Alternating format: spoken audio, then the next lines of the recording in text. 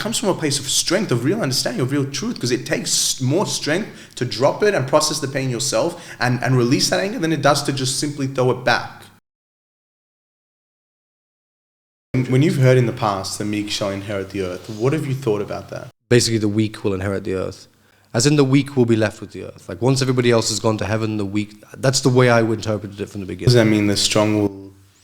Yeah, I don't know, maybe... kill themselves off, or... No, the strong will probably, fight a good life, go on to heaven, live a religious life, go on, and then, and go further in life, and go further in, probably in death, end up in heaven, or end up in somewhere, wherever, whatever the belief system is. But the way I would interpret it is, the weak are then left with the earth, yeah.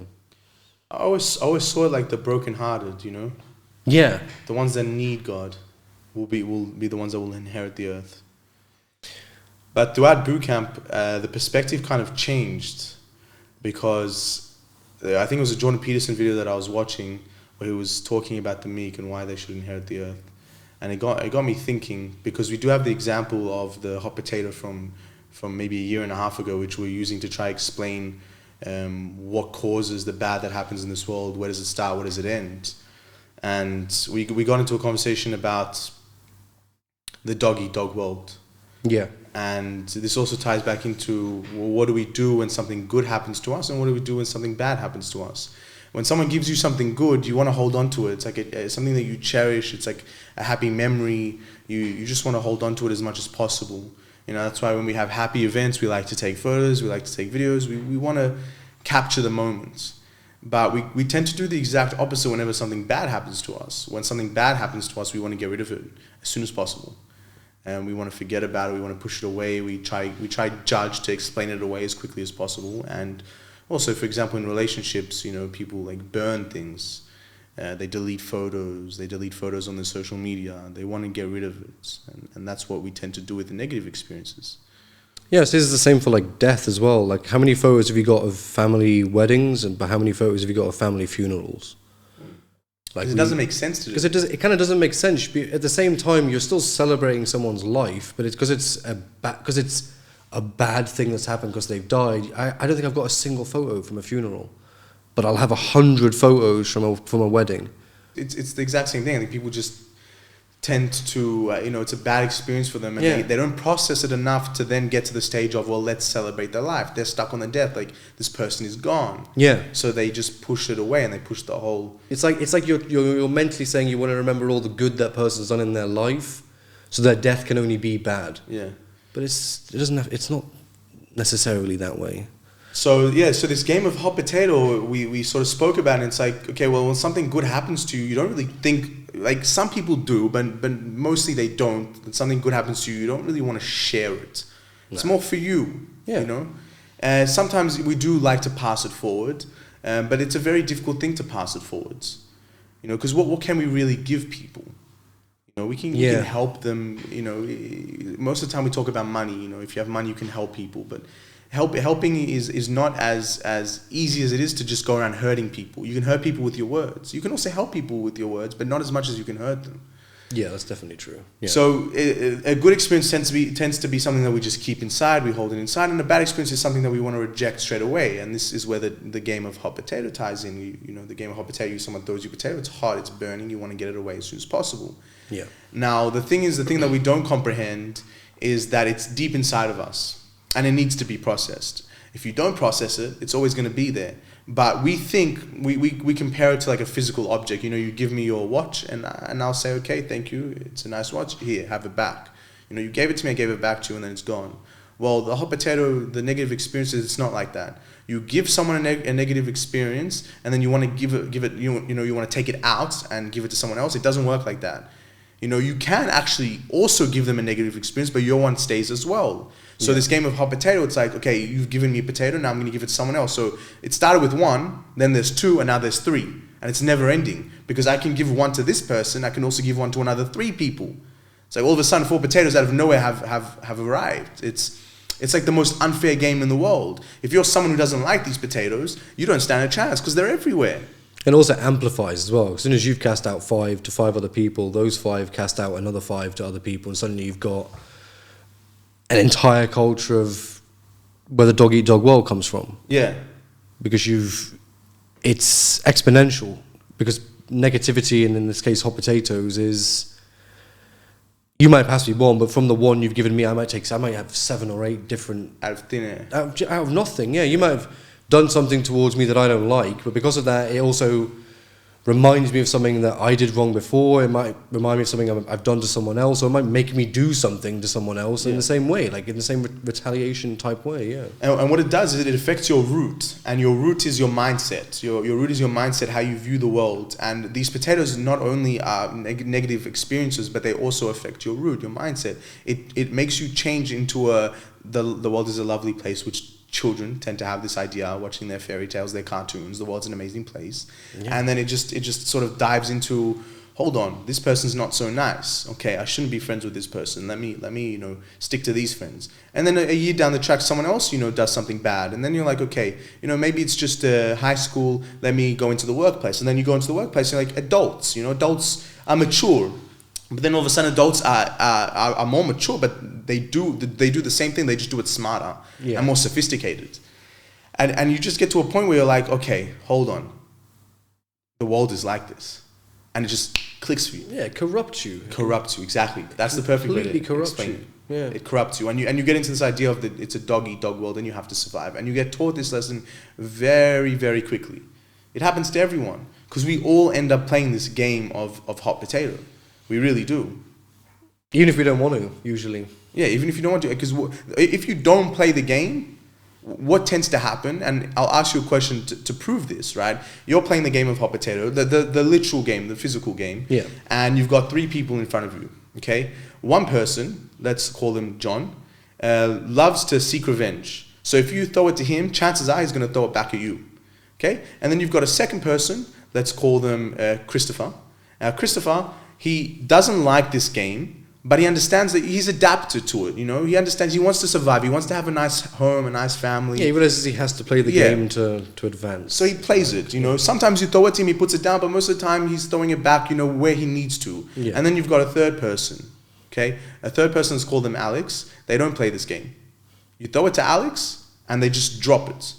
Why? Because they're a person based in truth. They understand that it leads to more potatoes being thrown around. They understand the truth of it. They're also not willing to put themselves first. Okay, so you've thrown it to them, and they're not going to say, I'm going to hurt you back. They understand that it's not going to help them. And they don't want to hurt you just to feel better. Even if it will help them, they don't want to hurt you just to feel better. It's a person based in truth.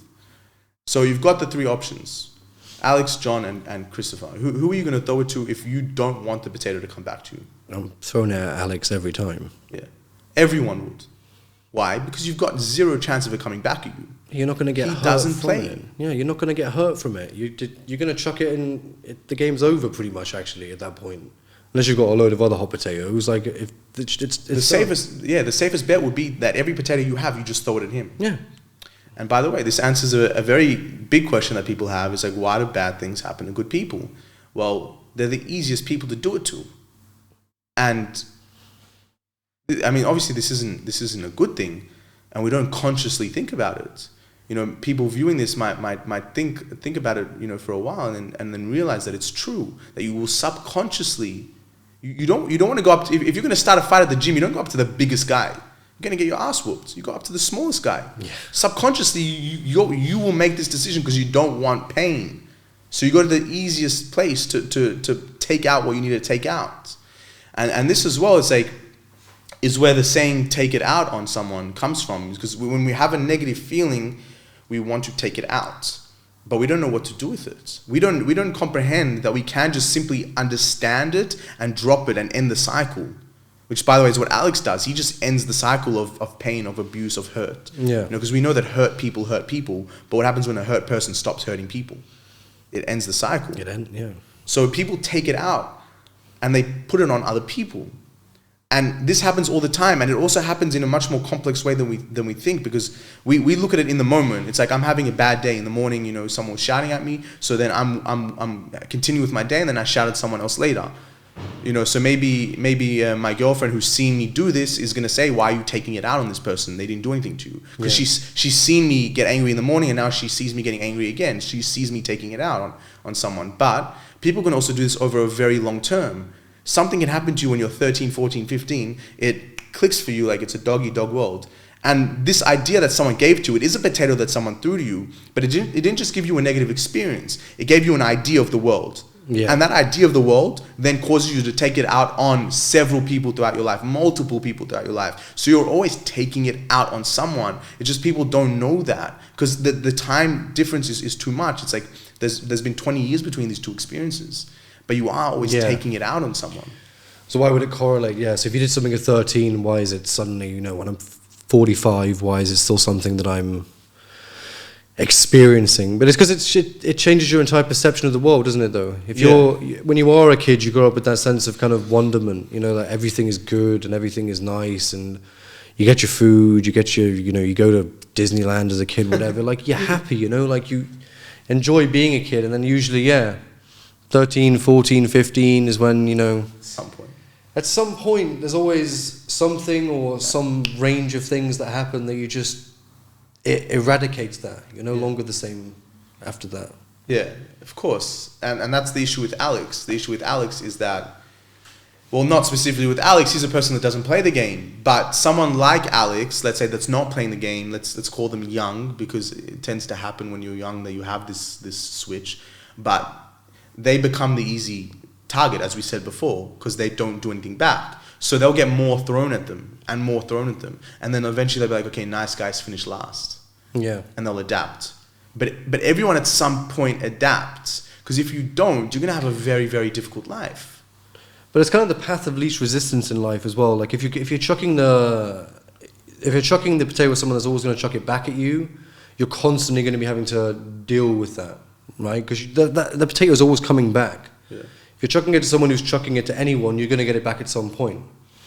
But when you're saying bad things happen to good people, it is because for the vast majority of people, it is the path of least resistance. Because you're not going to argue with that person. You're not going to have any conflict with that person, And subconsciously, you will keep doing that over and over and over again because nobody really wants conflict. Nobody really wants that. So you're going to find the easiest person, if you see what I mean, and chuck the potato, because then it's kind of like job done. You don't have to do anything to follow up. It's just and you've deluded yourself, but you still have gotten rid of the potato in your mind, but you still have it, and that's the delusion that we think that it's something physical that you can just give back and you get rid of it, but it's always there.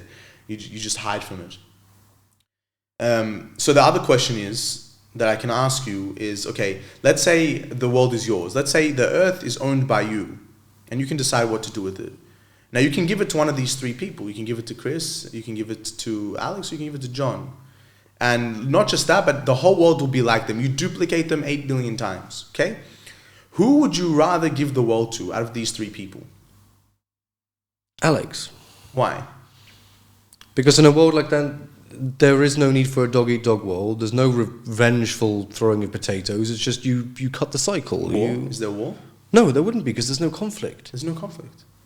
And if there's no conflict, any hurt or any pain or anything ends with him. Yeah, it stops, because if everybody has that same mindset, they don't want to be involved in the dog-eat-dog world, they don't want to be involved in a war over something they don't believe in, you wouldn't have that belief system anymore. Yeah. Because you'd have 8 billion people who are all just saying, I don't want to be a part of that. Yeah. And you'd make a better world. And I think it's also, it comes down to understanding as well. It's people might look at this person as weak or naive. It can come from understanding that we've all been forced to play this game. So then you stop blaming other people. Yeah. Right? And I mean, if you've watched the other videos and you've seen how we talk about the inherent flaw that we have in us, when you start understanding people and you try to understand people, you understand that we're all the same. So it's not from a place of weakness, it's from a place of truth, where you understand we're all the same, and you understand that I want everyone to understand that we're all the same, so I'm not going to hurt you, even though you've hurt me. I'm no better than you are, and you're no better than I am. We're the same. I'm not more important than you are. So this it's dropping of the potato and not throwing it back, it comes from a place of strength, of real understanding, of real truth, because it takes more strength to drop it and process the pain yourself and release that anger than it does to just simply throw it back. It takes a lot more strength. A lot more, because you're willing to accept, and you're willing to kind of acknowledge the fact that you can deal with your own pain. Yeah. So why would you need to transfer that to somebody else? There's Now, no if you- need. If you think about this example, all right, of who you would want to give the world to, this is where it gets interesting, because you can ask the question of, well, how do you define Alex as a person? Would you define him as quiet? Well, yeah, probably, yeah. Yeah, he's quiet because you throw him the Because, potato, yeah. you don't hear from him Yeah, again. he's not He going to dealt argue. with it himself. He's quiet, yeah. Me throwing back the potato to you is noise. It's a situation of some sorts. It is a situation. It's noisy. Would you define him as gentle? Yeah. Of course. I mean, John isn't gentle. John is eye for an eye. Yeah, he wants revenge. He's not yeah. gentle. Alex is gentle. Yeah. Because again, you throw him the potato, he puts it down. Throwing it back, that's rough. That's not gentle. Yeah. And then the third one is, well, is he easily imposed upon? We said before he'd be the easiest target, right? Yeah. That would make him easily imposed upon. Well, guess what we've just done? We've just defined him as meek. This person, Alex, is meek. The definition of meek is quite gentle and easily imposed upon. We just defined him as meek. And we've just said that if we wanted to give the world to somebody, it would be to Alex. Why? Because he will be the one to stop the war. If everyone was like him, if no one participated in this game, if no one put other people before them, there'd be no war. The world would be a peaceful place. And it's a peaceful place. And it's very hard to imagine. It's like this utopia. But if we're going to take this world and imagine it, we would want it with people like him. People that we've just defined as meek. And that's why the meek should inherit the earth. Obviously, Jesus said the meek shall inherit the earth, but wanted to reverse engineer it and to understand it, like, okay, should they inherit the earth?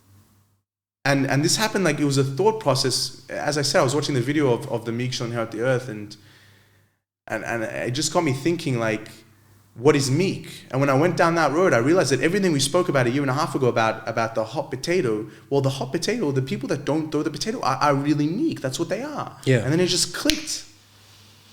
But I think it's a huge comparison between, them saying that they're weak, because they're not. I think from what you were saying, before, is that it requires more strength to do that. Yeah. To break the cycle. But as soon as anybody hears the word meek, you think of weak, you think of feeble, you think of, not particularly strong-willed, let's say, but